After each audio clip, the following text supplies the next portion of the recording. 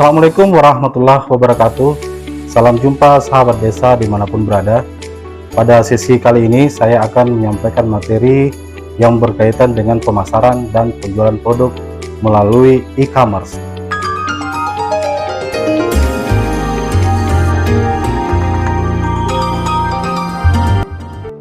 Sahabat desa yang berbahagia, diharapkan dengan mengikuti materi sesi hari ini, sahabat desa bisa memahami beberapa hal yang penting berkaitan dengan e-commerce, yaitu yang pertama, sahabat desa mampu memahami definisi e-commerce dan istilah-istilah lain.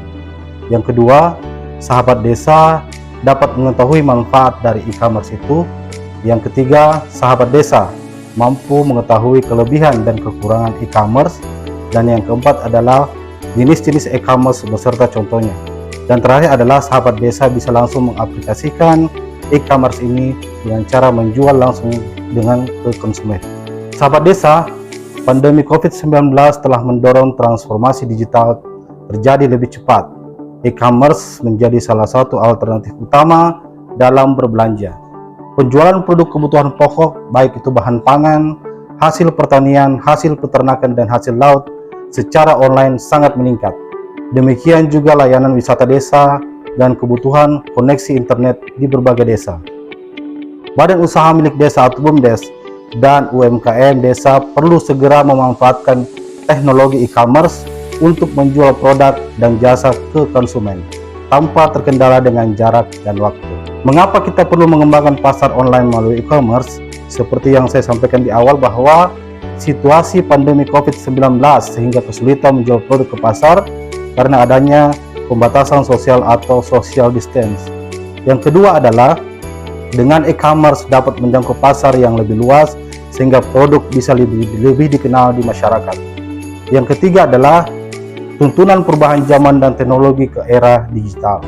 Nah, dari data ekonomi digital Indonesia dapat kami sampaikan bahwa jumlah populasi Indonesia pada saat ini adalah 275,4 juta jiwa dan ini sangat potensial untuk pemanfaatan e-commerce di Indonesia. Yang kedua adalah pengguna ponsel aktif di Indonesia saat ini hampir mencapai 370 juta dan ini sangat potensial dalam rangka pengembangan e-commerce di Indonesia. Untuk data pengguna internet sampai dengan tahun 2022 adalah sebanyak 210 juta dan pengguna media sosial aktif 191 juta. Nah, dari data UMKM sebanyak 57,9 juta dapat diinfokan bahwa 9% dari UMKM terlibat dalam jaring sosial yang terintegrasi dan memiliki kemampuan e-commerce. 18% hanya menggunakan jejaring sosial media dalam menjual produk. 36% memiliki akses internet tapi tidak digunakan untuk penjualan produk. Dan 37% sama sekali tidak memiliki akses internet untuk melakukan penjualan melalui e-commerce. Nah, Bapak dan Ibu sekalian, sahabat desa yang sama-sama berbahagia, apa itu e-commerce? Nah, dari beberapa definisi yang ada, dapat saya simpulkan bahwa e-commerce adalah seluruh kegiatan jual beli melalui media elektronik. Nah, media elektronik itu apa saja Bapak dan Ibu sekalian, sahabat desa? Media elektronik itu ada radio, televisi, email, video, dan berbagai macam media elektronik lainnya untuk mengadakan e-commerce.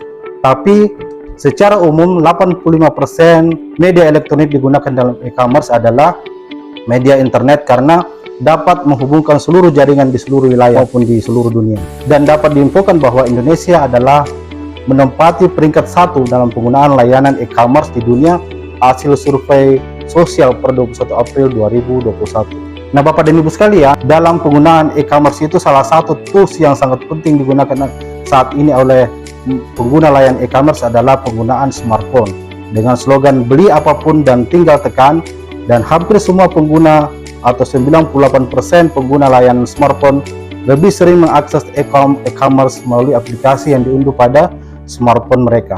Manfaat e-commerce yang dapat kami sampaikan sahabat desa, yang pertama adalah jangkauan yang lebih luas dan tidak terbatas oleh batasan geografis dimanapun sahabat desa bisa langsung melakukan transaksi melalui e-commerce. Dan yang kedua adalah tidak dibatasi oleh waktu. Sahabat desa bisa melakukan transaksi melalui e-commerce setiap saat 24 jam dapat melakukan transaksi melalui e-commerce. Yang ketiga adalah biaya yang lebih terjangkau, tidak memerlukan toko ataupun barang-barang yang diperlukan dalam rangka transaksi e-commerce itu sendiri. Yang keempat, sahabat desa dapat lebih mudah mencari pelanggan, hanya perlu melakukan searching mungkin di internet ataupun di Google misalnya, maka otomatis akan muncul barang-barang yang akan diinginkan. Yang kelima adalah sahabat desa bisa menghemat waktu, proses transaksi lebih cepat, lebih mudah dan praktis digunakan di setiap saat.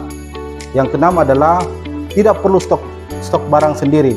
Sahabat desa bisa menjadi seorang reseller, menjual kembali produk-produk yang dijual oleh produsen dan mendapatkan keuntungan dari reseller tersebut. Yang ketujuh adalah proses kemudahan mengelola transaksi dan pengiriman yang dilakukan secara online sehingga proses transaksi bisa lebih cepat dilaksanakan. Nah, adapun beberapa kelebihan e-commerce selain daripada manfaat tersebut adalah yang pertama adalah efisiensi biaya yang dikeluarkan dalam rangka transaksi e-commerce itu sendiri. Transaksi kemudian lebih luas antar wilayah, produk layanan bisa bervariasi, dan para produsen bisa langsung lebih dekat dengan konsumen, kapan saja bisa berbelanja di mana saja, dan pembayarannya akan lebih mudah dilaksanakan. Adapun beberapa kekurangan yang dilakukan dalam proses e-commerce itu Bapak dan Ibu semua sahabat desa adalah barang yang diterima tidak sesuai dengan ekspektasi. Banyak sekali kejadian-kejadian dalam proses transaksi e-commerce juga sangat merugikan konsumen karena tidak sesuai dengan barang yang diharapkan. Yang kedua adalah karena banyaknya jumlah barang yang ditawarkan, maka para konsumen kemudian cenderung untuk membeli barang yang tidak sesuai dengan yang diperlukan sehingga barang tersebut menjadi tidak bermanfaat di kemudian hari. Yang keempat adalah rawan penipuan karena banyaknya transaksi-transaksi yang ilegal sehingga proses e-commerce juga ini sangat rawan untuk terjadi penipuan dalam proses transaksi tersebut. Baik Bapak dan Ibu semua sahabat desa, sekian materi kita pada kesempatan kali ini. Saya berharap materi ini bisa dipahami oleh sahabat desa dan bisa mengaplikasikan proses e-commerce ini di tempat Bapak dan Ibu semua sahabat desa. Terima kasih. Assalamualaikum warahmatullahi wabarakatuh.